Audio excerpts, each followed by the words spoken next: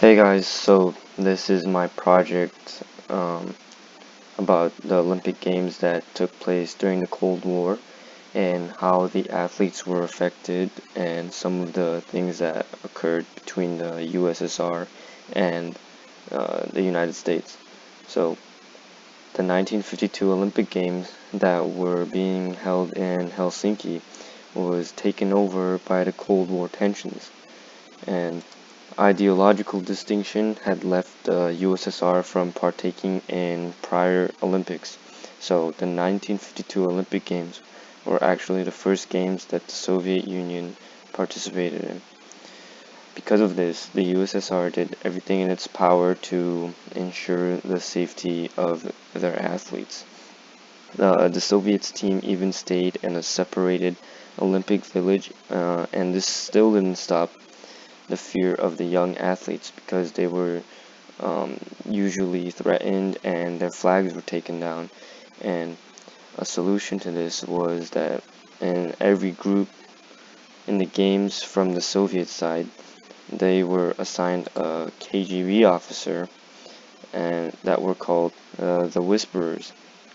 The athletes also had different dining places, and Stalin worried about the safety of his athletes so much that their food was also from the USSR. The athletes also had to go under psychological attacks during their events, and people were launching media campaigns against the Soviet athletes.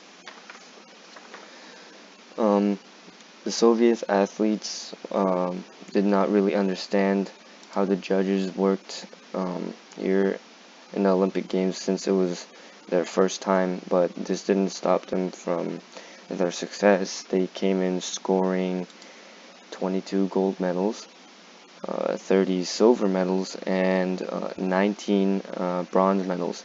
This put them in second place after the United States. Now moving on to the 1980s Olympic Games that um, also took place during the Cold War, and as the United States drove the path into the mass blacklist of Moscow's games in dissent at the Soviet Union's 1979 attack of Afghanistan.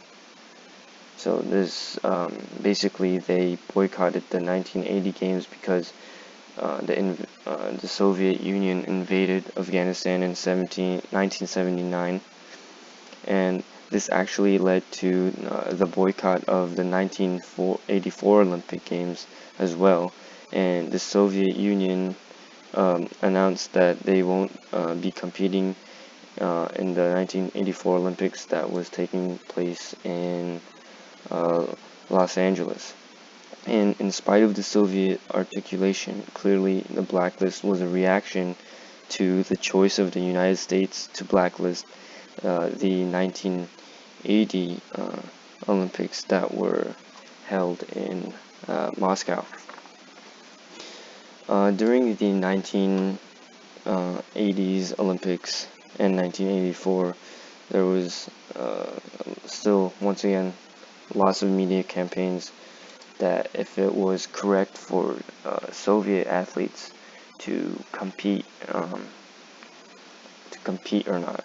And there was this thing known as the BOA and the British Amateur Athletic Board that stated the athletes will be competing no matter what unless they are told that they are not able to compete.